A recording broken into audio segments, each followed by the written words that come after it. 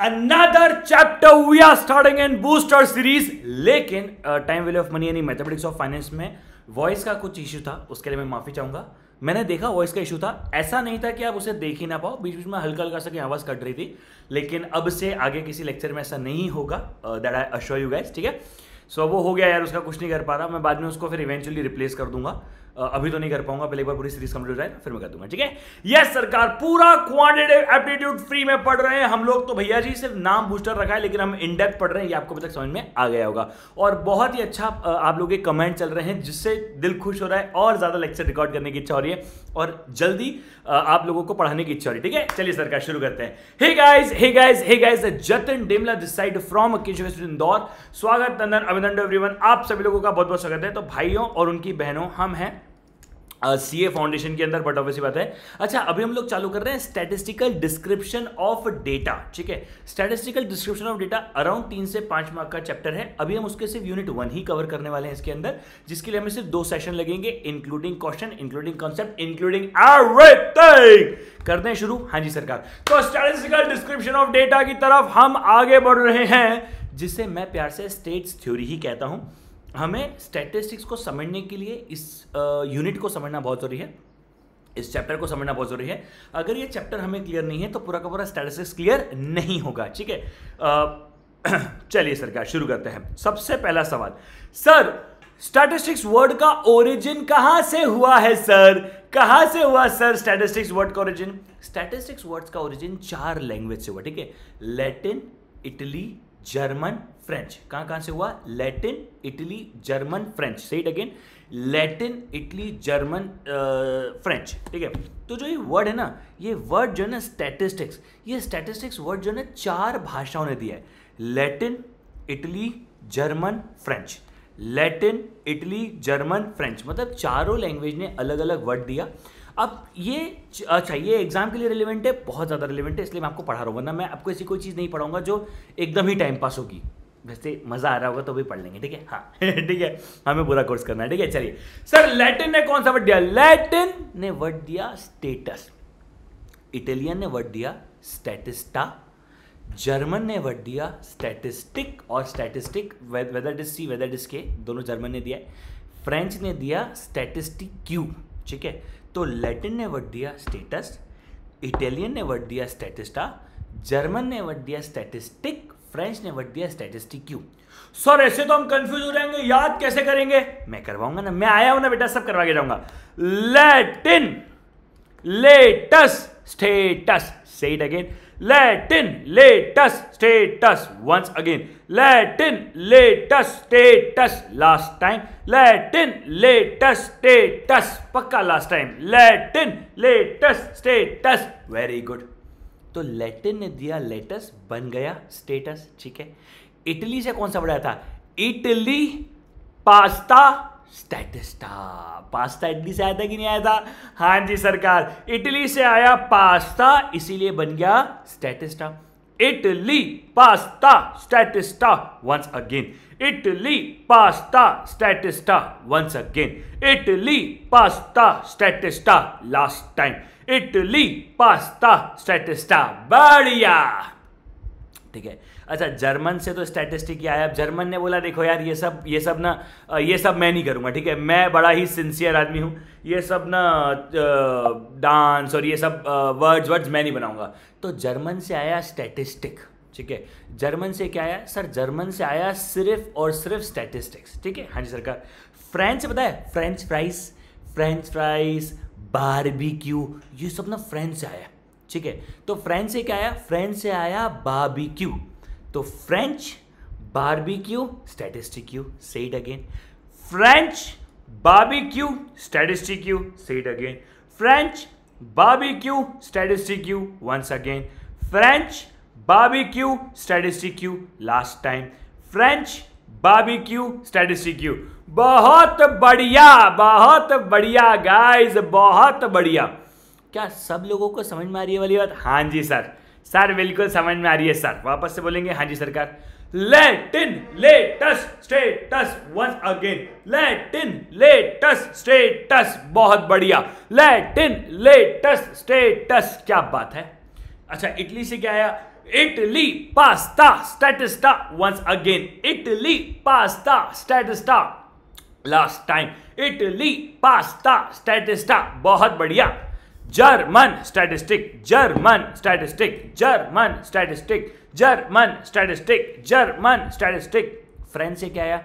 French barbecue statistic. बहुत बढ़िया. French barbecue statistic. बहुत बढ़िया. French barbecue statistic. Last time French barbecue statistic. बहुत बढ़िया. गले के लिए हल्दी वाला दूध बहुत जरूरी होता है गाइस. ठीक है. तो ये 4 भाषाओं ने दिया था. Latin, letter status, Italy pasta स्टैटिस्टा, German statistic statistic, French barbecue statistic. ये 4 ओरिजिन लैंग्वेज है जो बहुत इंपॉर्टेंट है. ठीक है. अच्छा, डेफिनेशन क्या है स्टैटिस्टिक्स की? Statistics can be defined as singular sense और प्लूरल सेंस. सर दोनों ही सिंगुलर सेंस और प्लूरल सेंस में डिफाइन हो सकता है. हाँ जी सरकार. अब इसका मतलब क्या हुआ? देखो, प्लूरल का मतलब होता है quantitative as well as qualitative. तो हम लोग स्टैटिस्टिक्स जो है वो प्लूरल है. जैसे क्वांटिटेटिव, क्वालिटेटिव. सर मतलब ये हुआ, मैंने तुम्हें 4 थप्पड़ मारे. कितने थप्पड़ मारे? 4 थप्पड़ मारे. ये 4 थप्पड़ मारना पता है क्या है? ये 4 थप्पड़ मारना है क्वांटिटेटिव. क्या आप थप्पड़ को काउंट कर पा रहे हो? क्या आप थप्पड़ को काउंट कर पा रहे हो? हाँ जी सर, कर पा रहे. ये है क्वांटिटेटिव. अच्छा, आपको थप्पड़ खा के कैसा फील हो रहा है? सर बहुत दर्द हो रहा है सर. सर बहुत दर्द हो रहा है सर. बहुत दर्द हो रहा है सर. ये है क्वालिटेटिव. तुमने एक लड़की को 1 किडनी बेच के आईफोन गिफ्ट किया. कितनी किडनी बेची? 1. कितने आईफोन लिए? 1. कितने रुपए का आईफोन है? सर 1 लाख रुपए का. सर हम सब कुछ कम कर पा रहे हैं? हाँ सरकार. ये सब है quantitative. Hey guys, welcome to एकाग्रता CA. तुम्हारी फीलिंग का क्या हुआ? तुम्हारी फीलिंग क्या है? सर हमारी फीलिंग है क्वालिटेटिव. जब वो चीरा लग रहा था तुम्हारी बॉडी के ऊपर जब वो चीरा लग रहा था तुम्हारी बॉडी के ऊपर, जब वो तुम्हें दर्द दिया जा रहा था, वो दर्द क्या था? सर वो दर्द था क्वालिटेटिव. ठीक है. हाँ जी सरकार. फिर सिंगुलर किस सेंस में होता है? It is singular in the sense of collection, presentation, analysis and interpretation. Say it again. Collection, presentation, analysis and interpretation. तो पूरा स्टैटिस्टिक्स असलियत में इन्हीं 4 चीज़ों के इर्द गिर्द घूमता है. सबसे पहले हम डेटा को कलेक्ट करते हैं, उसे प्रेजेंट करते हैं, उसका एनालिसिस करते हैं और उसे इंटरप्रेट करते हैं. असलियत में डेटा सिर्फ 4 ही तरीके से घूम रहा है. असलियत में पूरा स्टैटिस्टिक्स इन 4 चीज़ों के आसपास घूम रहा है. आप डेटा को कलेक्ट कर रहे हो, प्रेजेंट कर रहे हो, एनालिसिस कर रहे हो और इंटरप्रेट कर रहे हो. लेकिन अच्छा चलो और समझते पहले. सर स्टैटिस्टिक्स के कुछ पॉइंट्स हैं. Statistics deals with aggregative. I am sorry. चलो अब जैसे फॉर एग्जांपल हमारी क्लास में एक राहुल बैठा हुआ है. ठीक है. अब राहुल जो है वो थोड़ा पागल है. एकदम भैकी चीज़ें करता है, एकदम पगली चीज़ें करता है, कुछ तो भी करता रहता है राहुल. ठीक है. राहुल जो है वो कुछ तो भी करता रहता है. अब अगर राहुल कुछ भी करता रहता है, ध्यान से सुनना. ठीक है. अगर राहुल कुछ भी करता रहता है तो मुझे सिर्फ एक बात बताओ. ठीक है. मुझे सिर्फ एक बात बताओ, क्या सारे राहुल पागल होंगे? नहीं. हमें कम से कम 100 राहुल का डेटा लेना पड़ेगा ये बताने के लिए कि कितने प्रतिशत राहुल पागल है, कितने प्रतिशत राहुल सिमरन के पीछे हैं, कितने प्रतिशत क्या है. तो ये जो है ना एग्रीगेट में डील करता है, इंडिविजुअल में डील नहीं करता. ठीक है. Statistics is concern with quantitative data. देखो हम यहाँ पे फीलिंग, इमोशन, जज्बात, क्वालिटेटिव डेटा की बात नहीं करने वाले, क्योंकि क्वालिटेटिव डेटा को तो आप मेजर ही नहीं कर सकते. अरे मैंने तुम्हें 3 थप्पड़ मारे, 3 थप्पड़ खा के तुम्हें कैसा लगा तुम उसे न्यूमेरिकली बता सकते हो क्या? नहीं. तो हम उसे लिख ही नहीं सकते ना यार. इसीलिए हमारा जो स्टैटिस्टिक्स है वो बोलता है भैया देखो मैं तो क्वांटिटेटिव डेटा में काम करूंगा. स्टैटिस्टिक्स जो है फ्यूचर प्रोजेक्शन, सेल्स, प्रोडक्शन, इन सब में बहुत हेल्प करता है कि भैया 10 साल से हमारी सेल इतनी है तो आने वाले 10 साल हमारी सेल कितनी होगी. अब अगर मैं पता लगा सकता हूं कि हाँ भैया आने वाले 10 साल मेरी सेल्स कितनी होगी, यही है स्टैटिस्टिक्स. समझ रहे हो क्या? हाँ सर समझ रहे हैं. तो ऐसे जो है हम पता लगा सकते हैं कि अच्छा स्टैटिस्टिक्स जो है वो फ्यूचर प्रोजेक्शन में भी हेल्प करता है। बहुत सारी जगह जो है स्टैटिस्टिक्स का एक छोटा मोटा मान के चलो कि हम इस्तेमाल करते रहते हैं। बहुत सारी जगह स्टैटिस्टिक्स जो है वो यूज़ आता है क्या? हाँ जी सरकार, बहुत सारी जगह स्टैटिस्टिक्स यूज़ होता है। Statistics build upon the random sampling, मतलब ये है कि अगर मुझे पता लगाना है कि देश में कितने लोग चाय पीते हैं। अब 140 करोड़ लोगों का देश है, मान लो अप्रोक्सीमेटली, देश में कितने लोग चाय पीते हैं? क्या मैं 140 करोड़ लोगों तक जाऊंगा कि अरे क्या आप चाय पीते हैं? नहीं, क्या आप चाय पीते हैं? नहीं सर, मैं 140 करोड़ लोगों तक नहीं जाऊंगा, मैं 1,40,000 लोगों तक जाऊंगा और ऑन द बेसिस ऑफ 1,40,000 लोग मैं ये अजम्पशन कर लूंगा कि बाकी सारे लोग भी जो है वो चाय पीते होंगे। मतलब कुछ लोगों के बेसिस पर मैं सारे लोगों का डेटा निकाल लेता हूं। इसे कहते हैं build on random sampling. Simple सी बात है। हाँ, लेकिन सर एक बात पता है, आप डेटा करते हो क्या? डेटा पे आप मरते हो। क्या बात क्या चीज है डेटा? क्या बात क्या चीज है डेटा? क्योंकि सर हम इतना डेटा चिल्ला रहे हैं, ये डेटा होता क्या है? Data is a numerical information obtain during investigation. ठीक है, क्या बोला मैंने? Data is a numerical information obtain during investigation. देखो अभी सुनो, अभी मैंने आपको पढ़ा था कि statistics is concern with quantitative data, इसीलिए data is a numerical information. मतलब भैया जैसे मैं आपको समझाता हूं, है ना, इंडियन आर्मी के पास इतने सारे सोल्जर्स हैं, ठीक है, पाकिस्तान आर्मी के पास इतने सोल्जर्स हैं, इंडियन आर्मी के पास इतने सारे एयरक्राफ्ट्स हैं, पाकिस्तान आर्मी के पास सिर्फ इतने से एयरक्राफ्ट हैं।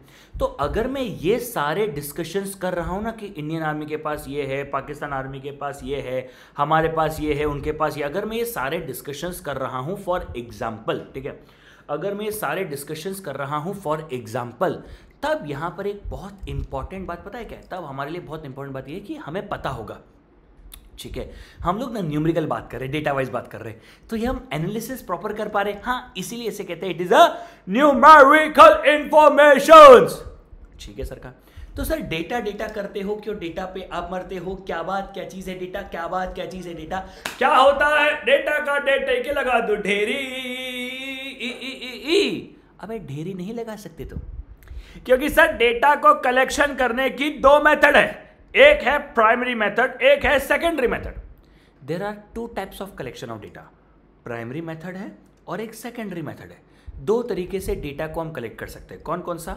Primary method and secondary method. अब सुनो ध्यान से, सबसे पहले डेटा क्या होता है? न्यूमेरिकल इंफॉर्मेशन, ठीक है, उसे कहीं से तो कलेक्शन करना पड़ेगा ना, क्योंकि हमने पढ़ा ना कलेक्शन, प्रेजेंटेशन, एनालिसिस, इंटरप्रिटेशन। तो कलेक्शन की डेटा की बात कर रहे हैं। हाँ जी सरकार। तो डेटा को ना दो प्रकार से कलेक्ट किया जा सकता है, प्राइमरी एंड सेकेंडरी। प्राइमरी मतलब फर्स्ट टाइम डेटा अगर हम कलेक्ट कर रहे हैं, ठीक है, अगर मैं किसी डेटा को पहली बार कलेक्ट कर रहा हूँ, पहली बार है जी, उसे हम कहते हैं प्राइमरी डेटा, है ना। पहले प्यार की दूसरी चिट्ठी तीसरे को दिया, मतलब एग्जिस्टिंग डेटा। अगर कोई डेटा ऑलरेडी अवेलेबल है, उसके ऊपर मैं कुछ कर रहा हूं तो वो सेकेंडरी डेटा है। अगर किसी डेटा को मैं खुद पहली बार कलेक्ट कर रहा हूं तो वो प्राइमरी डेटा है। समझ में आ रहा है? हाँ जी सरकार।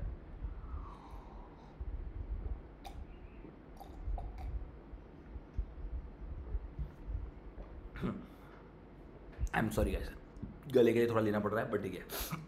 When data is collected for the first time by the investigator himself, तो होता है प्राइमरी डेटा। जब पहली बार डेटा कलेक्ट किया जा रहा है और जिसे चाहिए वही निकाल रहा है, अरे जिसे चाहिए वही निकाल रहा है, तो वो होता है मेरा प्राइमरी डेटा। अब प्राइमरी डेटा को कलेक्ट करने के चार मेथड है। पहला इंटरव्यू मेथड, दूसरा mail questionnaires method, observation method, questionnaires filled and send by enumerator. वापस से बोलेंगे, interview method, mail questionnaires method, observation method, questionnaires filled and send by enumerator. वापस से बोल रहा हूं, interview method, mail questionnaires method, observation method, questionnaires filled and send by enumerator. ये 4 तरह की मेथड्स एग्जिस्ट करती है to collect the primary data. चलिए सरकार, अब कौन सी है 4 मेथड, आइए आगे बढ़ते हैं। सबसे पहली इंटरव्यू मेथड। अच्छा, इंटरव्यू मेथड मतलब मैं लोगों का इंटरव्यू लूंगा, हाँ। अब वो भी 3 प्रकार से हो सकता है। पहला होता है पर्सनल या फिर डायरेक्ट इंटरव्यू मेथड। मैं आपसे आके बात कर रहा हूं और भाई कल साइक्लोन आया था, आपको कैसा लग रहा है? और जो ये परसों अर्थक्वेक आया था जिसमें आपके 2 हाथ, 2 पांव, 2 किडनी, 2 आंखें, 2 कान, 2 नाक जा चुकी है, वो देख के आपको कैसा लगा? बताओ बताओ बताओ बताओ। नहीं नहीं प्लीज बताओ ना आपको कैसा लगा। अगर मैं आपसे ऐसे बात कर रहा हूं ना, ठीक है, direct, then it is known as personal interview method या फिर डायरेक्ट इंटरव्यू मेथड। ये कब यूज होता है? देखो अब यहाँ पे ना जो यूसेज है वो एग्जाम में देके ICAI मॉडल में देके रखा है, वही एग्जाम में आता है, इसलिए मैं सेम टू सेम ले रहा हूँ, ठीक है। ये होता है नेचुरल कैलेमिटी के केस में, साइक्लोन हो गया, अर्थक्वेक हो गया, सुनामी आ गई, बाढ़ वगैरह सब आ गई, इन सब जगह अपन यूज करते हैं पर्सनल इंटरव्यू मेथड। एक होता है इनडायरेक्ट इंटरव्यू मेथड। अब ये इनडायरेक्ट इंटरव्यू मेथड क्या होता है? मैंने किसी और को बोला और वो किसी और से इंटरव्यू ले रहा है ना। मैंने मान लो रामू को बोला कि जा शामू का लेके इंटरव्यू, तो that is known as indirect interview method, जहां मैं पहुंच नहीं पा रहा और रेल एक्सीडेंट में आपकी पूरी बॉडी मर चुकी है, आपको कैसा लग रहा है? नहीं नहीं बताओ ना, आपको बताना पड़ेगा, आपको मरने के बाद कैसा लग रहा है? नहीं नहीं प्लीज प्लीज प्लीज। ऐसा मेरा एक बंदा अगर पूछ रहा है तो उससे मैं क्या कहूँगा? सर उससे मैं कहूँगा वो अपना इनडायरेक्ट इंटरव्यू मेथड। क्या मैं उसे इनडायरेक्ट इंटरव्यू मेथड कहूँगा? हाँ जी सरकार, मैं उसे इनडायरेक्ट इंटरव्यू मेथड करूँगा, ठीक है, हाँ जी सरकार। एक होता है पर्सनल इंटरव्यू मेथड या फिर डायरेक्ट इंटरव्यू मेथड, जैसे साइक्लोन, अर्थक्वेक, ये सब चीज़ें हैं। एक होता है इनडायरेक्ट इंटरव्यू मेथड, ठीक है, जैसे रेल एक्सीडेंट, ये सब चीज़ें हो रही है, ठीक है। फिर एक होता है टेलीफोनिक इंटरव्यू मेथड। अभी टेलीफोनिक इंटरव्यू मेथड का मतलब क्या होता है? टेलीफोनिक इंटरव्यू मेथड का होता है, और मोदी जी क्या हालचाल, और बीवी बच्चे सब बढ़िया? अरे इनके तो, अरे इन मतलब बच्चे रहे नहीं ना। अच्छा मोदी जी आप बताओ, योगी जी कैसे हैं? अरे अमित शाह जी कैसे हैं? सब बढ़िया, सबके बच्चे अच्छे सुख है, सब सुख मंगल? हाँ हाँ हाँ। BCCI ICCI सबकी सीट अच्छी है, कुर्सियाँ अच्छी है, कुछ कुर्सियों में बदलाव करवाना है? अगर मैं ऐसे फोन पे बात कर रहा हूँ तो टेलीफोनिक इंटरव्यू मेथड है।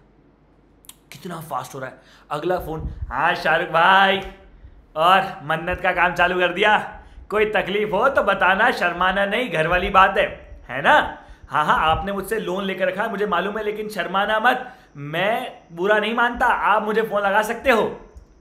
समझ रहे हो? बैठे बैठे मैंने 4 लोगों को फोन लगा सकता हूँ मैं पे।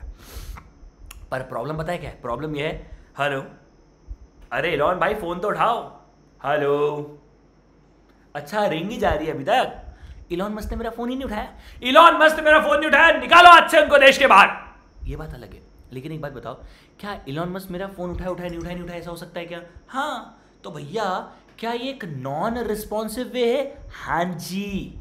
तो 3 तरह का इंटरव्यू मेथड है। एक है personal interview method, cyclone, earthquake यानी नेचुरल कैलेमिटीज। एक होता है indirect interview method, rail accident के केस में। एक होता है telephonic method. Telephonic method quick है बट नॉन रिस्पॉन्सिव, ठीक है।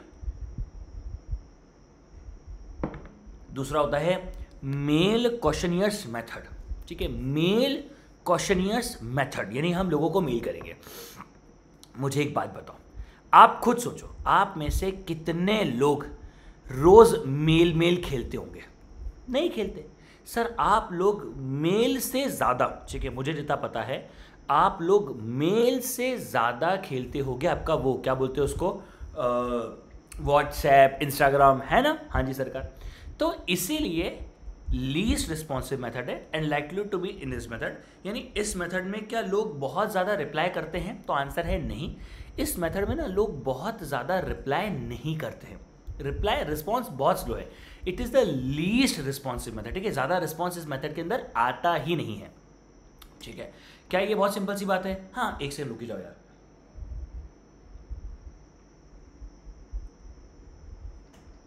तो guys this is the least responsive method. क्यों? क्योंकि लोग मेल देखते ही नहीं ना यार।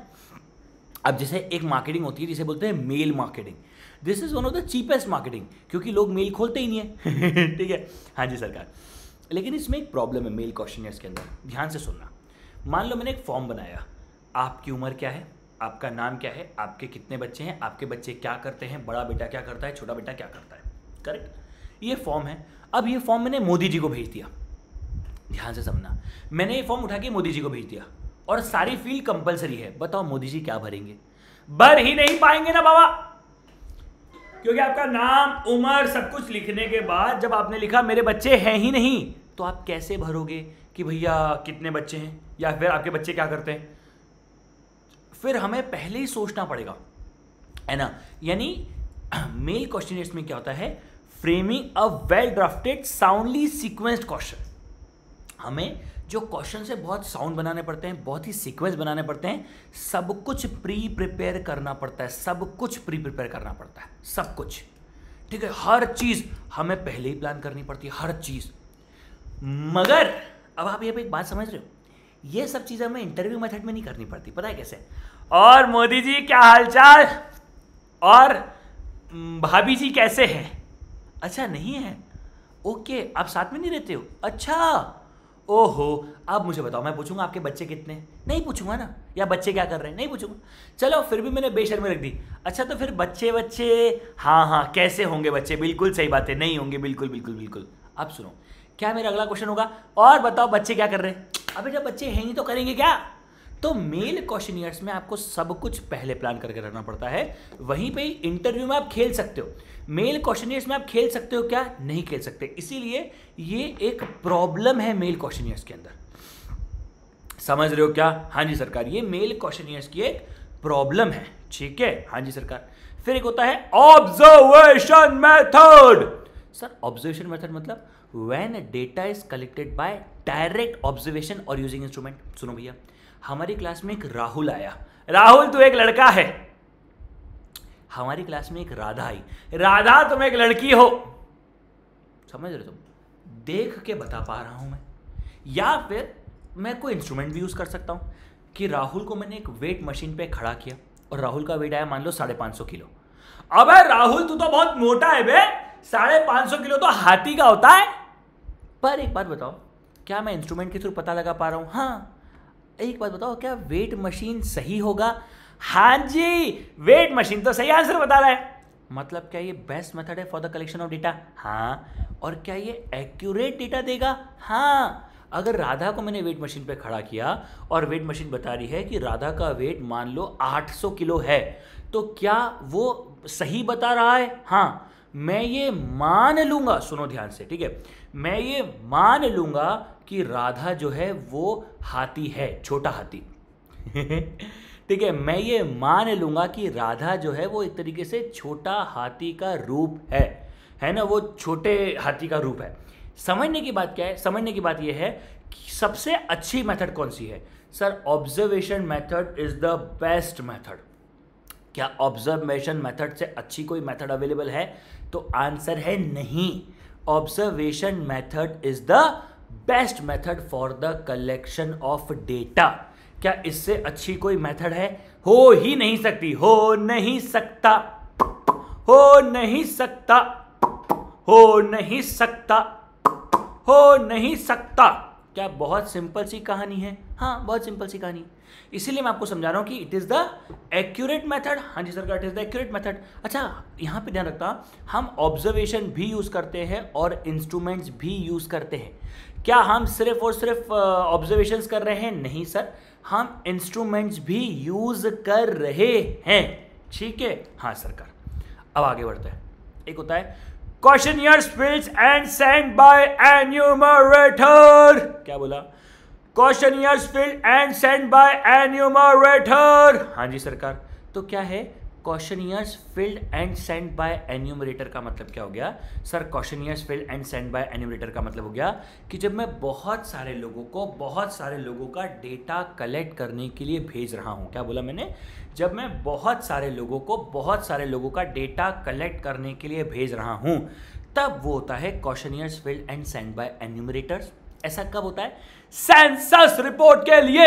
जैसे अभी सेंसस रिपोर्ट, अभी आप लोगों को पता होगा कि देश में भी डेटा कलेक्शन करना चालू हो जाएगा, ठीक है। मेरे हिसाब से आप लोगों को पता होगा कि अभी देश में ना सेंसस चालू होने वाला है, ठीक है। सेंसस रिपोर्ट अभी चालू होने वाली है। तो जो कि देश में सेंसस रिपोर्ट चालू होने वाली है, इसीलिए क्या कहानी आगे बढ़ गई है। हाँ मतलब भैया हमें पता है कि अभी सेंसस रिपोर्ट चालू होगी, जैसे सेंसस रिपोर्ट चालू होगी बहुत सारे टीचर्स को और इन सब लोगों को डेटा कलेक्ट करने के लिए भेजा जाएगा। इसे कहते हैं एन्यूमरेटर। करेक्ट, हाँ जी सरकार। तो भैया पहली बार डेटा जो कलेक्ट होता है उसे क्या कहते हैं? Primary data. Primary data collect करने की 4 method, interview method, mail questionnaires method, observation method and question filled and send by enumerator method. हाँ जी सरकार, उसमें से चारों मेथड हो गई। हाँ सबसे अच्छी मेथड कौन सी है? Observation method. अच्छा अब हम आगे बढ़ रहे हैं सेकेंडरी मेथड। सेकेंडरी मेथड मतलब when we use existing data. समझना ध्यान से, ठीक है, समझना ध्यान से। How many Indian drink tea. चलो मैंने अभी तुम्हारे सामने एक ऐसे छोटा सा गूगल किया, how many Indian drinks T, ठीक है। हाँ, a significant portion of Indian population consume T with study indicating that around 64% people enjoy it daily. Further 80% of the Indian consume tea either before or with breakfast. अब यहाँ पर एक बात को समझो, क्या ये डेटा मैं कलेक्ट करने गया? नहीं नहीं नहीं नहीं नहीं, ऑलरेडी किसी ने डेटा कलेक्ट कर रखा है। हाँ, और मैंने डेटा उठा लिया। अब अगर मैं इस डेटा को उठाकर कॉपी कर अपनी जो भी मेरी रिसर्च चल रही है उसमें कॉपी कर दूं तो क्या ये हो गया? हाँ ठीक है, 72% रोज लोग पीते हैं, हो गया बढ़िया। तो भैया आप सुनो, क्या ये एक एग्जिस्टिंग डेटा है? हाँ, या फिर when data is collected by other person and used by other person. ये डेटा कलेक्ट किसी और ने किया है, मैं इस्तेमाल कर लूं तो बहुत बढ़िया सर, हो गया ना सही। तो ये हो गया मेरे लिए सेकेंडरी डेटा। क्या कोई खर्चा है? नहीं सर, बहुत कम खर्चा है इसके अंदर। क्या समय लेता है? नहीं सर, लेकिन इट मे और may not be directly suitable. मतलब ये है कि मुझे ये पता लगाना है कौन सी चाय की बात चल रही है। ये ब्रुक बॉन्ड टी की बात चल रही है, टाटा टी की बात चल रही है, किसकी बात चल रही है? अगर मुझे पता लगाना है कि किसकी बात चल रही है तो पंगा हो जाएगा ना सर। पंगा क्यों हो जाएगा? क्योंकि मुझे तो पता ही नहीं है ना, अभी डेटा किसी और ने निकाला है। हाँ जी सरकार, जब ये व्यक्ति डेटा निकाल रहा होगा तब क्या उस व्यक्ति के अपने सर्टन अजम्पशंस रहे होंगे? हाँ, अपने सर्टन अजम्पशंस रहे होंगे। तो भैया हो सकता है ये डेटा मेरे लिए 100% यूसेबल हो सकता है ये डेटा मेरे लिए 100% यूसेबल ना हो। अच्छा आवाज़ कट तो नहीं रही है ना? अगर कट रही हो तो प्लीज़ मुझे कमेंट करके बता देना। वैसे मेरे हिसाब से अब से आवाज़ स्मूथ आएगी। टाइम वैल्यू ऑफ मनी में भी उतनी आवाज़ नहीं अटकी, कभी कभी बीच में अटकी। अब मैं कुछ नहीं कर पा रहा हूँ क्योंकि रिकॉर्ड हो चुका है, ठीक है। अदर देन दैट सारे चैप्टर्स के लिए मैंने प्लेलिस्ट नीचे डिस्क्रिप्शन में डाल दी है और वो बहुत इफेक्टिव चीज़ हो रही है। तो I think that would be very very very helpful for everyone, ठीक है, ऐसा, ठीक है। हाँ जी सरकार। सर सेकेंड डेटा कहाँ से निकाल सकते हैं? इंटरनेशनल इन्फॉर्मेशन हो सकती है, world health organization, IMF, world bank है ना, इंटरनेशनल मॉनेटरी फंड, ये सारे जो रिसोर्सेज है, क्या यहाँ से मैं सेकेंड डेटा निकाल सकता हूँ? हाँ जी सरकार भी निकाल के दे सकती है। गजट ऑफ इंडिया, RBI, जैसे देश में कितनी सेविंग हो रही है, कितनी सेविंग नहीं हो रही है, कितना पैसा है, कितना पैसा नहीं है, ये सब RBI बताता है, ठीक है। प्राइवेट इंफॉर्मेशन सोर्सेज भी होते हैं सर, प्राइवेट जैसे अब ये NCERT, ICAI, ये सब लोग क्या है? ये सब प्राइवेट सोर्स ऑफ डेटा है ना। कुछ अनपब्लिश डेटा भी होता है और भी बहुत सारे डेटा सोर्सेज होते हैं ना। तो हम इन 3-4 को लिख रहे हैं, लेकिन डेटा के सोर्सेज तो बहुत सारे होते हैं, है ना। तो ये सब क्या है सर? ये सब डेटा के सोर्सेस है, ठीक है। ये सब क्या है? ये सब सोर्सेस ऑफ डेटा हैं जहां से हम डेटा को यूज कर रहे हैं। बोलो हाँ। हाँ जी, समझ में आया? हाँ सरकार। तो भैया डेटा करते हो, क्यों डेटा पे आप मरते हो? क्या बात, क्या चीज़ है data? Data is the numerical information. कितने प्रकार का होता है? 2 प्रकार का होता है, प्राइमरी एंड सेकेंडरी। जब डेटा को पहली बार यूज़ किया जाए वो प्राइमरी होता है, ठीक है। जब एग्जिस्टिंग डेटा को यूज़ किया जाए वो सेकेंडरी होता है। पर मुझे एक बात बताओ, क्या आपने जो डेटा लिया है वो 100% सही होगा? इसकी क्या गारंटी है? बोल ना सर। कोई गारंटी नहीं। बात तो सही है, कोई गारंटी नहीं ना सर, कोई गारंटी तो नहीं। हमने जो डेटा लिया वो एकदम सही है। हो सकता है कि हमने जो डेटा लिया हो वो गलत हो सर, बिल्कुल हो सकता है हमने जो डेटा लिया हो वो गलत हो सकता है क्या? हाँ सर, हो सकता है। तो इसीलिए अब एक बात समझो, इसीलिए अब एक बात समझो बाबा, अब एक बात समझो बाबा, इसलिए अब एक बात समझो कि सर हमें ना स्क्रूटनी ऑफ डेटा करना पड़ता है। Sir what do we mean by scrutiny of data? Scrutiny of data मतलब checking the accuracy and consistency of the data.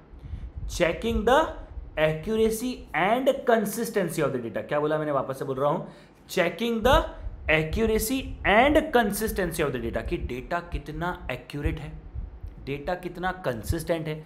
भाई मैं जो डेटा सोच के चल रहा हूं वो सही है भी या नहीं है, क्या डेटा एकदम सही लेवल पे कुछ हो भी रहा है या नहीं हो रहा है। तो अगर मैं ये देख रहा हूं checking the accuracy and consistency of the data, then it is known as, sir then it is known as, भैया जी मेरा ये हो गया मेरे लिए एक तरीके से स्क्रूटनी ऑफ डेटा।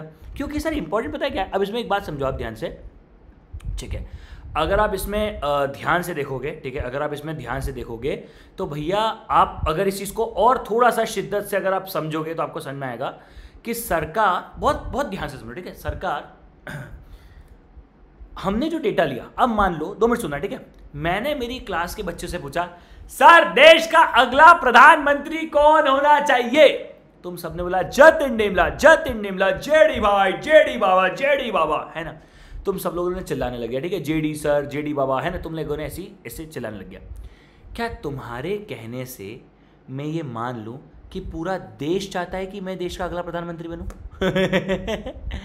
क्या तुम्हारे कहने से मैं ये मान लूं कि पूरा देश चाहता है कि मैं देश का अगला प्रधानमंत्री बनूं? नहीं, पूरा देश नहीं चाहता है, तुम चाहते हो। तुम्हारे चाहने से ऐसा नहीं होगा कि पूरा देश चाहेगा कि मैं ही देश का अगले प्रधानमंत्री बनूं, करेक्ट? हाँ जी सरकार। तो इसीलिए अब इस बात को ध्यान से समझो, ठीक है, इसीलिए अब इस बात को ध्यान से समझो, ठीक है, इसीलिए अब इस बात को ध्यान से समझो। हम लोग एक्यूरेसी और कंसिस्टेंसी चेक करते रहते हैं। फॉर्मूला क्या है? पॉपुलेशन अपॉन में एरिया इनटू होल्ड, ठीक है, पॉपुलेशन अपॉन में एरिया इनटू होल्ड, करेक्ट सरकार, ठीक है। फॉर्मूले का कोई यूज नहीं है, only use is accuracy and consistency, ठीक है। हाँ जी सरकार। चलो भैया, हमने डेटा का कलेक्शन कर दिया, हाँ जी सरकार। अब डेटा का कलेक्शन के बाद सबसे पहले हमें डेटा को क्लासीफाई करना पड़ेगा। सर क्लासीफाई करना पड़ेगा मतलब कहना क्या चाहते हो? सर हमें डेटा को ग्रुप्स या क्लासेस में डिवाइड करना पड़ेगा। अब मैं एक बात बोलूं, 2 मिनट मेरी बात को ध्यान से सुनो, ठीक है। ये सब जो मैं पढ़ा रहा हूं ना, यही सब एग्जाम में आता है, ठीक है। क्लासिफिकेशन ऑफ डेटा मीन्स, ये सब जो मैं आपसे बातें कर रहा हूं ना, ये सब जो मैं आपसे बातें कर रहा हूं ना, यही सब एग्जाम में आता है रे बबुआ, ठीक है, यही सब एग्जाम में आता है। तो कृपया करके आपको समझना पड़ेगा that all this things are important, ठीक है। हाँ जी सरकार। तो क्लासिफिकेशन ऑफ डेटा का मतलब क्या हुआ? क्लासिफिकेशन ऑफ डेटा का मतलब हो गया डिवाइडिंग डेटा इनटू ग्रुप्स और क्लासेस। हमने डेटा को ना अलग अलग ग्रुप्स में, अलग अलग क्लासेस में डिवाइड कर रहे हैं। अच्छा, कितने ग्रुप्स या कितनी क्लासेस में डिवाइड कर रहे हैं? मात्र 4, ठीक है। Quantitative, qualitative, geographical, chronological. वापस से बोलो, क्वांटिटेटिव, क्वालिटेटिव, ज्योग्राफिकल, क्रोनोलॉजिकल। से it for the last time, quantitative, qualitative, geographical, chronological. अब आप समझेंगे क्वांटिटेटिव मतलब, सर क्वांटिटेटिव का दूसरा नाम होता है कार्डिनल डेटा। क्या होता है? Cardinal data. क्वांटिटेटिव का दूसरा नाम क्या होता है? क्वांटिटेटिव का दूसरा नाम होता है कार्डिनल डेटा। क्वांटिटेटिव का दूसरा नाम क्या होता है? क्वांटिटेटिव का दूसरा नाम होता है कार्डिनल डेटा। सर मतलब ये हुआ कि आप डेटा को मेजरेबल टर्म्स में डाल रहे हो। इसका मतलब क्या हुआ? मेजरेबल, ठीक है। क्वांटिटेटिव का दूसरा नाम है कार्डिनल। ये तो इकोनॉमिक्स में पढ़ा होगा आप लोगों ने, ठीक है। क्वांटिटेटिव, कार्डिनल मतलब मेजरेबल। मतलब मैंने आपको 5 थप्पड़ मारे, क्या आप काउंट कर पा रहे हो? 1, 2, 3, 4, 5। क्या बात है, इसे कहते हैं क्वांटिटेटिव यानी मेजरेबल। मैंने आपको कितने थप्पड़ मारे, क्या आप इन्हें काउंट कर पा रहे हो? हाँ सरकार। तो ये सब क्या है? मेजरेबल डेटा है। फिर एक होता है क्वालिटेटिव। क्वालिटेटिव मतलब फीलिंग, जज्बात, इमोशन, एट्रीब्यूट। फीलिंग, जज्बात, इमोशन, एट्रीब्यूट। तुम्हारे लाइफ में एक कन्या आई, उस कन्या से तुमने बेइंतहा मोहब्बत करी और वो कन्या तुम्हारे घनिष्ठ मित्र यानी तुम्हारे बेस्ट फ्रेंड के साथ भाग गई,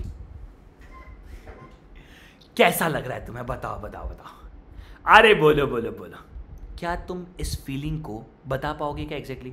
मुझे 500 रुपए का दुख हो रहा है भाई, मुझे 2000 रुपए का दुख हो रहा है भाई, नहीं बता पाओगे इसे, करेक्ट? हाँ सर, हम ऐसे कैसे आइडेंटिफाई कर देंगे कितने रुपए का दुख हो रहा है? दुख तो दुख होता है, करेक्ट? इसे कहते हैं एट्रीब्यूट, फीलिंग, जज्बात, इमोशन, एट्रीब्यूट, है ना? तो क्वालिटेटिव मतलब एट्रीब्यूट, इसका दूसरा नाम क्या है? Ordinal data. हम बोल सकते हैं ना कि भैया पहले नंबर पे कैटरीना कैफ पसंद है, दूसरे नंबर पे कियारा अडवाणी पसंद है, तीसरे नंबर पे बहुत सारी जो लड़कियां जो भी तुमको पसंद है फॉर एग्जांपल, ठीक है? क्या तुम उन सबका नाम दे सकते हो? हाँ। तो भैया क्या हम ऐसे दे सकते हैं? हाँ सर दे सकते हैं, बिल्कुल दे सकते हैं, ठीक है, बिल्कुल दे सकते हैं। तो भैया ये क्या हो गया सर? ये हो गया क्वालिटेटिव क्वांटिटेटिव, ठीक है? हाँ जी सरकार। अच्छा एक और बार डिस्कस करें। हाँ जी सरकार, एक सेकेंड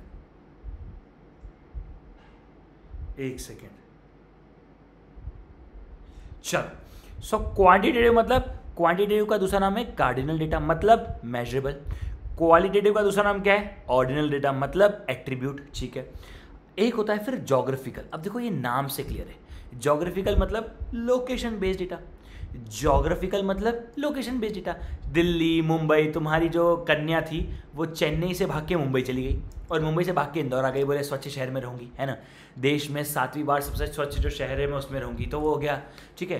तो जोग्राफिकल मतलब लोकेशन बेस्ड डेटा, है ना? इसका दूसरा नाम क्या है? इसका नाम थोड़ा डिफिकल्ट है, स्पैटियल सीरीज डेटा। बोलेंगे वापस से, स्पैटियल सीरीज डेटा। एग्जाम में पूछी जाती है ये सब चीज़ें भी, है ना? नाम पूछा जाता है, क्वांटिटेटिव का कार्डिनल, क्वालिटेटिव का ऑर्डिनल, जोग्राफिकल का स्पैटियल सीरीज डेटा, है ना? इसका नाम हल्का सा अलग है, बाकी मुझे नहीं लगता इसमें कोई डाउट होता है। It is a spatial series data, ठीक है? हाँ जी सरकार, it is a spatial series data. Spatial series data मतलब भैया हम बात कर रहे हैं जोग्राफिकल लोकेशन की। हम किसकी बात कर रहे हैं सर? हम बात कर रहे हैं जोग्राफिकल लोकेशन की, ठीक है? आखिरी चीज है क्रोनोलॉजिकल डेटा। आखिरी चीज है क्रोनोलॉजिकल डेटा। क्रोनोलॉजिकल डेटा मतलब टाइम बेस्ड डेटा। अरे वो नहीं बोलता अमित शाह जी, आप क्रोनोलॉजी समझिए, तो सबसे ऊपर, उसके नीचे, उसके आगे, उसके पीछे, है ना? तो एक होता है फिर क्रोनोलॉजिकल डेटा। क्रोनोलॉजिकल डेटा मतलब टाइम बेस्ड डेटा, ठीक है? क्रोनोलॉजिकल मतलब टाइम बेस्ड डेटा। इसके नाम क्या है? Chronological, temporal, time series data. अब इसका डिफिकल्ट नाम क्या है? टेम्परल, क्योंकि टेम्परल याद नहीं रहेगा, है ना? इसीलिए स्पैटियल सीरीज, टेम्परल, ऐसे एग्जाम में क्वेश्चन आने के चांसेस ज्यादा हैं। क्रोनोलॉजिकल का मतलब क्या है? Time based data. इसके नाम क्या है? टेम्परल और टाइम सीरीज डेटा, ठीक है? एक बार सब साथ में बोले, हाँ जी सरकार। क्वांटिटेटिव का दूसरा नाम कार्डिनल, क्वालिटेटिव का दूसरा नाम ऑर्डिनल, जोग्राफिकल का दूसरा नाम स्पैटियल सीरीज डेटा, क्रोनोलॉजिकल का दूसरा नाम टेम्परल और टाइम सीरीज डेटा। वापस से बोलते हैं, क्वांटिटेटिव मतलब कार्डिनल, क्वालिटेटिव मतलब ऑर्डिनल, जोग्राफिकल मतलब स्पैटियल, क्रोनोलॉजिकल मतलब टेम्परल या फिर टाइम सीरीज डेटा। सॉरी मैंने मतलब बोल दिया, नाम पूछा था, ठीक है? लास्ट टाइम क्वांटिटेटिव का दूसरा नाम कार्डिनल, क्वालिटेटिव का दूसरा नाम ऑर्डिनल, जोग्राफिकल का दूसरा नाम स्पैटियल सीरीज डेटा, क्रोनोलॉजिकल का मतलब टेम्परल या फिर टाइम सीरीज डेटा। क्वांटिटेटिव का मतलब क्या होता है? मेजरेबल। क्वांटिटेटिव का मतलब क्या होता है? मेजरेबल। क्वांटिटेटिव का मतलब क्या होता है? मेजरेबल। क्वालिटेटिव का मतलब क्या होता है? एट्रीब्यूट। क्वालिटेटिव का मतलब क्या होता है? एट्रीब्यूट। क्वालिटेटिव का मतलब क्या होता है? एट्रीब्यूट। ज्योग्राफिकल का मतलब क्या है? लोकेशन। ज्योग्राफिकल का मतलब क्या है? लोकेशन। ज्योग्राफिकल का मतलब क्या है? लोकेशन। क्रोनोलॉजिकल का मतलब क्या है? Time series, time based data. Chronological का मतलब क्या है? Time data. क्रोनोलॉजिकल का मतलब क्या है? Time data. समझ में आया? हाँ देखो, अच्छा याद होते चल रहा है कि नहीं होते चल रहा?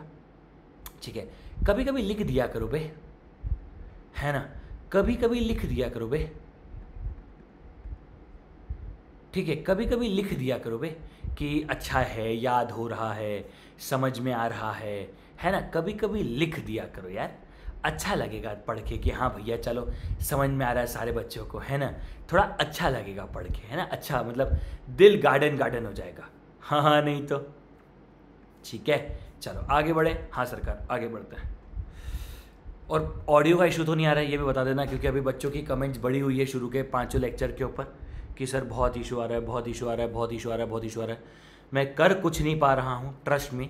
मैं ऑल्दो सारे लेक्चर रिप्लेस कर दूंगा, बट इंस्टेंटली तो नहीं हो पाएंगे, मुझे बात पता है ना। इंस्टेंटली एकदम अभी के अभी तो मैं चेंजेस नहीं कर पाऊँगा, है ना। ये बात तो समवेयर और अदर मुझे पता है कि अभी मैं कैसे करूँगा।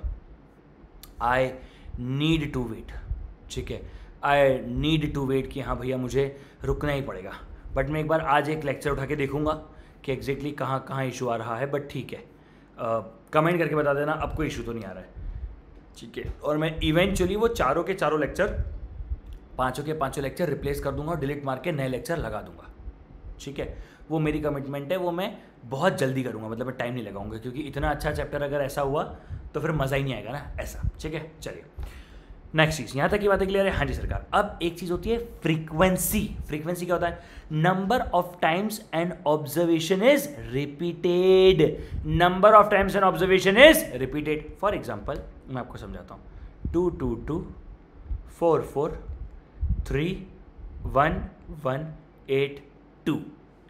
अब यहाँ पर एक बात समझो, 2 कितनी बार रिपीट हुआ? 1 2 3 4। सर 2 4 बार रिपीट हुआ, तो 2 की फ्रीक्वेंसी है 4। 4 कितनी बार रिपीट हुआ? सर 2 बार। 1 कितनी बार रिपीट हुआ? सर 2 बार। यानी कौन सी चीज़ कितनी बार रिपीट हो रही है, क्या इसे हम फ्रीक्वेंसी कहते हैं क्या? हाँ जी सरकार, कौन सी चीज़ कितनी बार रिपीट हो रही है इसे हम फ्रीक्वेंसी कहते हैं, है ना। कौन सी चीज़ कितनी बार रिपीट हो रही है इसे हम फ्रीक्वेंसी कहते हैं, ठीक है। हाँ जी सरकार, कौन सी चीज़ कितनी बार रिपीट हो रही है इसे हम फ्रीक्वेंसी कहते हैं। जैसे एक और बार एग्जांपल देता हूँ। 5 4 5 8 5 2 4। अब 5 कितनी बार रिपीट हुआ? सर 5 रिपीट हो रहा है 3 बार। 4 कितनी बार रिपीट हुआ? 2 बार। करेक्ट। तो हम क्या निकाल रहे हैं? हम ऐसे निकाल रहे हैं कौन सी चीज़ कितनी बार रिपीट हो रही है। सो भैया कौन सी चीज़ कितनी बार रिपीट हो रही है, यही इंपॉर्टेंट चीज़ है। हाँ बोलो भैया।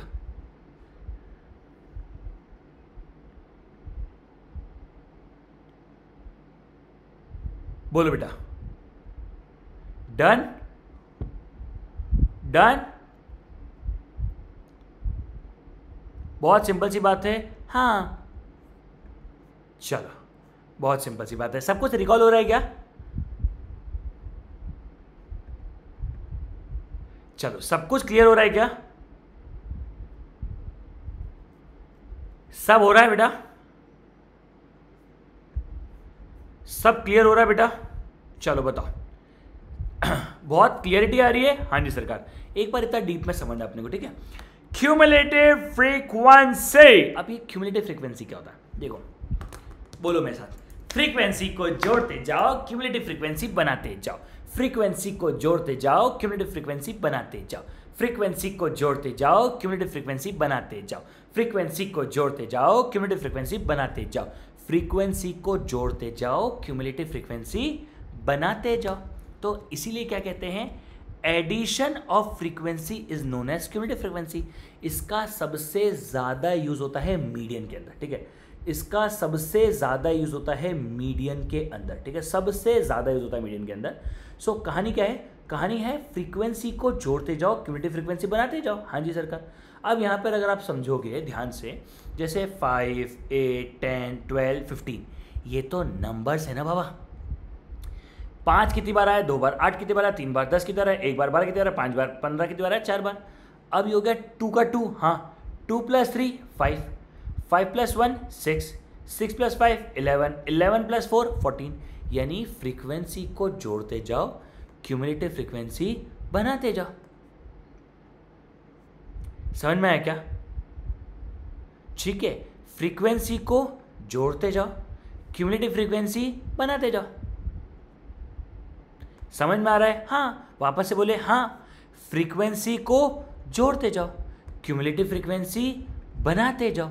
तो हम फ्रीक्वेंसी को ऐड करते जा रहे हैं, क्यूमुलेटिव फ्रीक्वेंसी बनती जा रही है। अब चूंकि आपने फ्रीक्वेंसी और क्यूमुलेटिव फ्रीक्वेंसी समझ लिया है, इसीलिए ये सही समय है टाइप्स ऑफ फ्रीक्वेंसीज डेटा के बारे में समझने का। एक होता है अनग्रुप डेटा। अनग्रुप डेटा मतलब अकेले ही मरोगे तुम लोग, ठीक है। तुम्हारी कोई फ्रीक्वेंसी नहीं, तुम्हारा कोई ग्रुप ही नहीं है ना, तुम्हें देख के लड़कियां भाव नहीं दे रही, ठीक है। हाँ ठीक है, जैसे 2 4 6 8, 2 भी एक ही बार है, 4 भी एक ही बार है, 6 भी एक ही बार है, 8 भी एक ही बार है। क्या ये लोग मल्टीपल टाइम्स अपीयर हो रहे हैं? नहीं नहीं नहीं। तो भैया ये मल्टीपल टाइम्स रिपीट हो रहे क्या? नहीं सर, ये मल्टीपल टाइम्स रिपीट नहीं हो रहे। तो इसका मतलब क्या हुआ? इसका मतलब ये हुआ, क्या ये अनग्रुप डेटा के लिए बेस्ट डिस्कशन है? हाँ जी सरकार, ये अनग्रुप डेटा के लिए बेस्ट डिस्कशन है। तो भैया अनग्रुप डेटा मतलब जहां पर आपका फ्रीक्वेंसी नहीं बन रहा है, जैसे 2 4 6 8, करेक्ट? हाँ जी सरकार। अब होता है ग्रुप डेटा। ग्रुप डेटा जिसके अंदर फ्रीक्वेंसी होती है। ग्रुप डेटा मतलब जिसके अंदर फ्रीक्वेंसी होती है, जिसके अंदर फ्रीक्वेंसी होती है, ठीक है। हाँ जी सरकार। अब ये भी 2 प्रकार का होता है, एक होता है डिस्क्रीट डिस्ट्रीब्यूशन, एक होता है कंटिन्यूअस डिस्क्रीट डिस्ट्रीब्यूशन। एक होता है डिस्क्रीट डिस्ट्रीब्यूशन, एक होता है कंटिन्यूअस डिस्क्रीट डिस्ट्रीब्यूशन। वापस है, एक होता है डिस्क्रीट डिस्ट्रीब्यूशन, एक होता है कंटिन्यूअस डिस्क्रीट डिस्ट्रीब्यूशन। अब डिस्क्रीट डिस्ट्रीब्यूशन का मतलब क्या हुआ? डिस्क्रीट डिस्ट्रीब्यूशन मतलब 4 2 बार है। क्या हो गया इसको? मत कर परेशान, हाँ मत कर मत कर मत करती दे, क्यों करती है इशारे ठीक है। डिस्क्रीट डिस्ट्रीब्यूशन जिसे हम डीडी लिखेंगे फ्यूचर में जाके। तो डिस्क्रीट डिस्ट्रीब्यूशन क्या होता है? जैसे 4 2 बार है, 6 5 बार है, 8 4 बार है, 10 3 बार है। तो भैया ये हो गया डिस्क्रीट डिस्ट्रीब्यूशन। एक होता है कंटिन्यूअस डिस्क्रीट डिस्ट्रीब्यूशन। अब कंटिन्यूअस डिस्क्रीट डिस्ट्रीब्यूशन क्या होता है? 10 से लेकर 20 तक की जो है वो फ्रीक्वेंसी 5 बार है, 20 से लेकर 30 तक की जो फ्रीक्वेंसी है वो है 4 बार, 30 से लेकर 40 तक की फ्रीक्वेंसी जो है वो है 6 बार, 40 से लेकर 50 की फ्रीक्वेंसी है 2 बार। तो यहाँ पर क्या हो गया? क्लासेस बन गई, 10 से 20, 20 से 30, 30 से 40, 40 से 50। हमें आगे जाके इनकी क्लासेस के बारे में पढ़ना भी है। ये भी इंक्लूसिव और एक्सक्लूसिव होती है, ठीक है। ये हम आगे जाके पढ़ेंगे। तो ये इंक्लूसिव और एक्सक्लूसिव होती है, ठीक है। ये इंक्लूसिव और एक्सक्लूसिव होती है, ठीक है। तो भैया ये क्या हो गया? ये हो गया बहुत ही सिंपल सी कहानी कि भैया यहाँ पे क्या हो गया? 10 से लेकर 20 तक 5 बार, 20 से लेकर 30 तक 4 बार, 30 से लेकर 40 तक 6 बार, 40 से लेकर 50 तक 2 बार।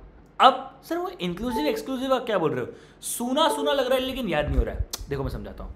कुछ क्लासेस होती है 10 से 20, 20 से 30, 30 से 40, 40 से 50। कुछ होती है कुछ ना कुछ प्रॉब्लम रहेगी मतलब ज़िंदगी में। चलो कुछ होती है 10 से 20, 10 से 21, है ना, 20 से 31, 30 से 41। अरे वो याद आ रही है क्लासेस? जैसे मैं आपको याद दिलाता हूँ। जैसे कुछ क्लासेस होती है 10 से 20, फिर कुछ होती है 10 से 20 देखो एक सेकेंड यार, स्क्रीन आने दो यार। मत कर मत कर मत कर तीरे, क्यों करती है इशारे? मत कर मत कर मत कर मत कर मत कर।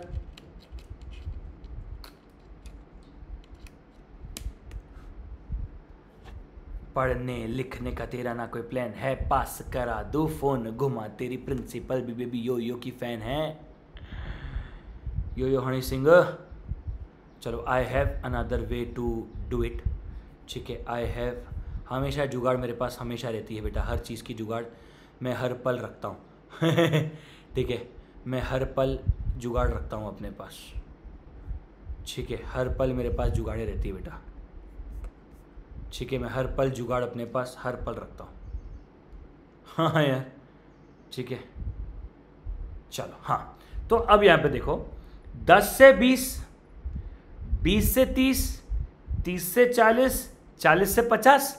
और कुछ क्लासेस होती है 10 से 20, फिर होती है 21 से 30, फिर 31 से 40, फिर 41 से 50। याद आ रहा है क्या? हाँ जी सरकार याद आ रहा है।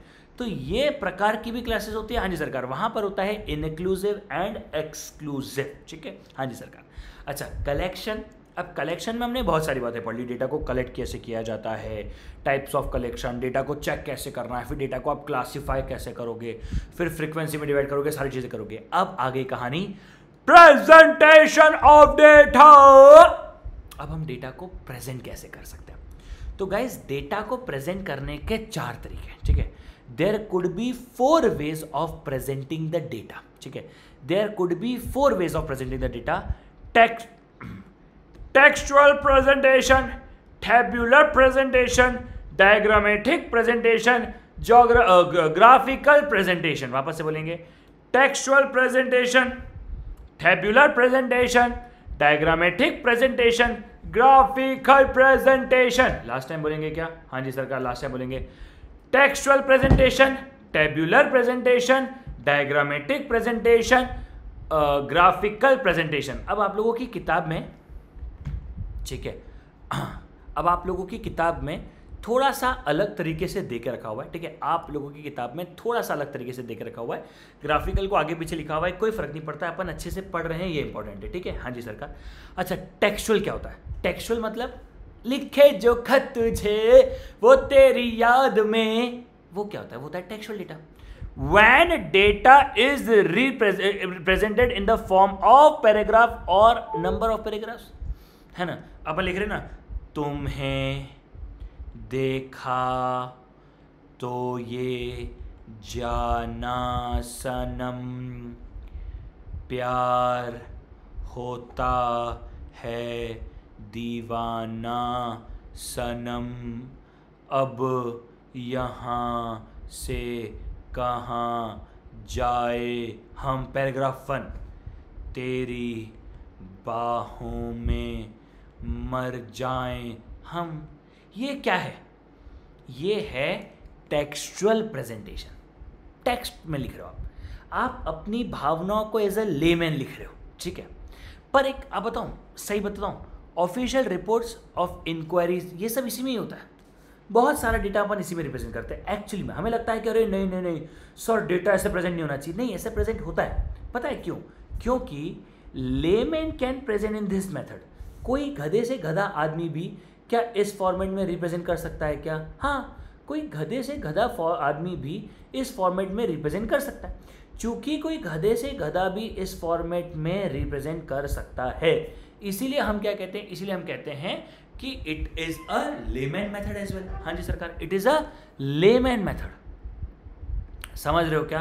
हाँ जी सरकार, बिल्कुल समझ रहे। It is a layman method, ठीक है। ये क्या है? ये एक लेमैन मेथड है, ठीक है। बहुत ही सिंपल, बहुत ही इजी और बहुत ही आसान मेथड है। इसे कहते हैं टेक्सचुअल प्रेजेंटेशन, ठीक है।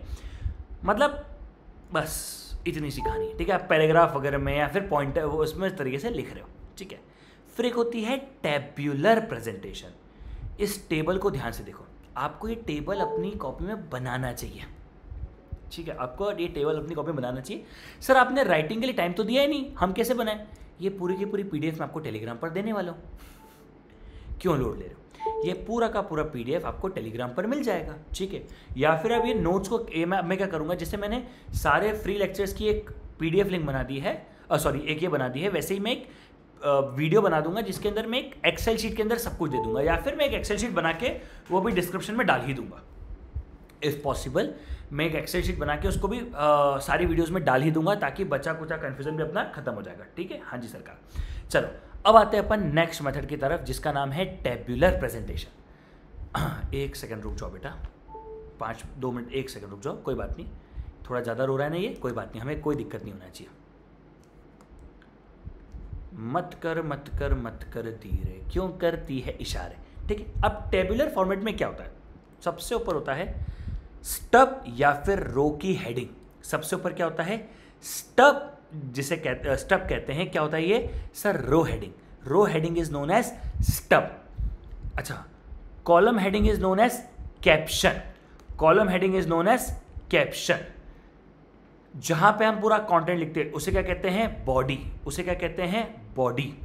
अच्छा, सोर्स ऑफ द डेटा कहां लिखते हैं? सोर्स ऑफ द डेटा लिखते हैं फुट नोट के अंदर। सोर्स ऑफ द डेटा कहां लिखते हैं? फुट नोट के अंदर, ठीक है। तो भैया सबसे पहले रो हेडिंग क्या होती है? Sir row heading is known as stub, column heading is known as caption, main जहां पर कंटेंट लिखते हैं उसे कहते हैं बॉडी, और हमारा source of the data is always return in source of the data is return in, sir source of the data is return in foot note, ठीक है। ये इंपॉर्टेंट चीज है टेबुलेशन डेटा के ऊपर। अब मैं आपको एक बात समझा रहा हूं। आप पता है टेबुलेशन डेटा को रोज यूज करते हो। सर कैसे रोज यूज करते हैं? बताओ बताओ बताओ बताओ बताओ। तुम लोग अकाउंट्स यूज़ करते हो? हाँ सर, अकाउंट्स पढ़ते हैं ना, अकाउंट्स पढ़ा हमने। क्या अकाउंट्स में बनाते हैं ना लोगों का P&L data, trading data, balance sheet? हाँ, आप क्या यूज़ कर रहे हो? आप एक तरीके से टेबल फॉर्मेट ही तो यूज़ कर रहे हो, ठीक है। आप वहाँ पर टेबल का नाम या नंबर लिखते हो, टाइटल लिखते हो, इसका P&L बना रहे हैं, इसका बैलेंस शीट बना रहे हैं, इसका ये बना रहे हैं, ठीक है। फिर पूरा कंटेंट होता है इसके अंदर, फिर यहाँ पे आपकी सारी एंट्रीज आती है, फिर आप नरेशन लिखते हो एंट्रीज के अंदर कि भैया देखो इस एंट्री का नरेशन ये है, ये एंट्री हमने यहाँ से उठाई है, इस तरीके से आप लिखते हो। हाँ जी सरकार। तो भैया ये सब जो आप लिखते हो अकाउंट्स में, ये सब क्या है सर? ये सब ना टेबुलर फॉर्मेट ऑफ डेटा ही तो है, ठीक है। क्या ये सब एक टेबुलर फॉर्मेट ऑफ डेटा ही है? हाँ, ये सब एक टेबुलर फॉर्मेट ऑफ डेटा ही है, ठीक है। हम डेटा को टेबुलर फॉर्मेट में ही दिखा रहे हैं। अरे हाँ, हम डेटा को टेबुलेशन फॉर्मेट में ही दिखा रहे हैं कि हाँ भैया हम डेटा को इतने प्रकार से रिप्रेजेंट कर सकते हैं।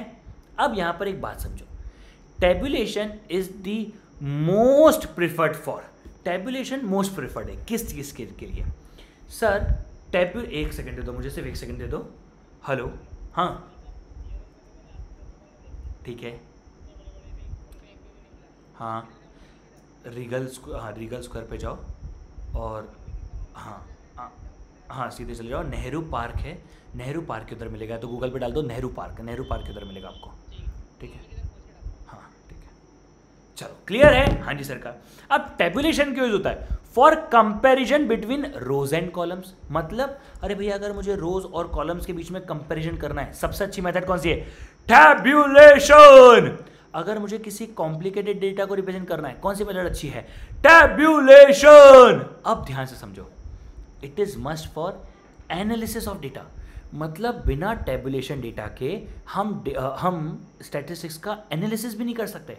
And it is required for diagrammatic representation. यानी अगर मेरे डायग्रामेटिक्स को भी मुझे रिप्रेजेंट करना है तो भी यही पढ़ना है। हाँ, क्योंकि अगला टॉपिक मुझे डायग्रामेटिक पढ़ना है जो हम कल पढ़ेंगे। हाँ, वो भी मैं बिना टैबुलेशन के नहीं पढ़ सकता। मतलब कंपैरिजन करना हो, टैबुलेशन अच्छा है। कॉम्प्लिकेटेड डेटा को रिप्रेजेंट करना है, टैबुलेशन अच्छा है। एनालिसिस करना है, टैबुलेशन अच्छा है। डायग्रामेटिक रिप्रेजेंटेशन करना है, टैबुलेशन अच्छा है। यानी हर जगह क्या टैबुलेशन ही इंपॉर्टेंट है क्या? हाँ जी, हर जगह tabulation of data he important है। यानी टैबुलेशन ऑफ डेटा जो है, क्या ये एक बहुत बहुत बहुत रिलेवेंट और बहुत बहुत बहुत इंपॉर्टेंट चीज है? जी हाँ, ठीक है। तो यहां पर आके हम लोगों ने हमारा टैबुलेशन डेटा तक खत्म कर लिया।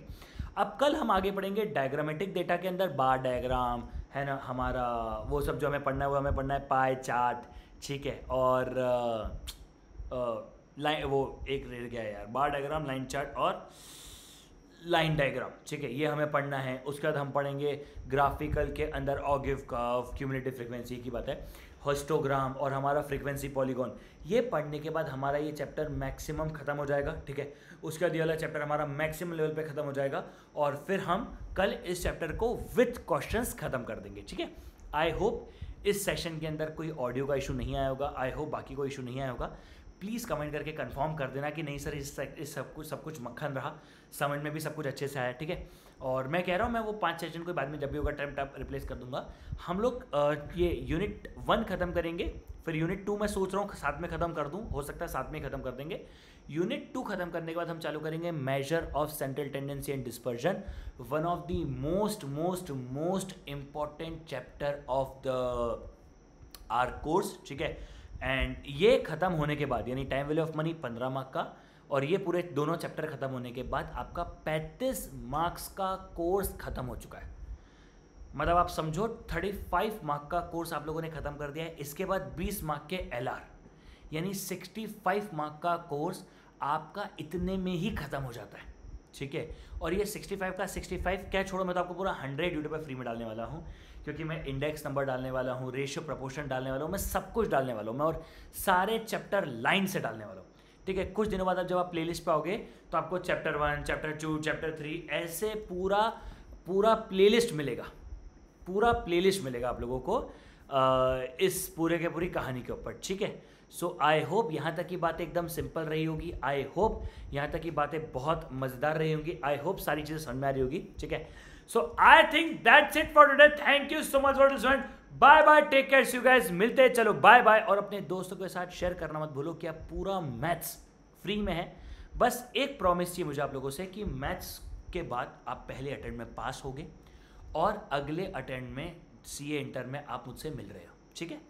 आप पास होगे, मुझे प्रॉमिस है। बाकी तुम सीए इंटर एफएमएस में मेरे पास आ रहे हो, मुझे पता है, बट ये मुझे प्रॉमिस है कि तुम पहली बार में पास करो, ठीक है? चलिए, I think that's it. Thank you so much, bye bye, take care, मिले, चलो bye bye guys, bye bye.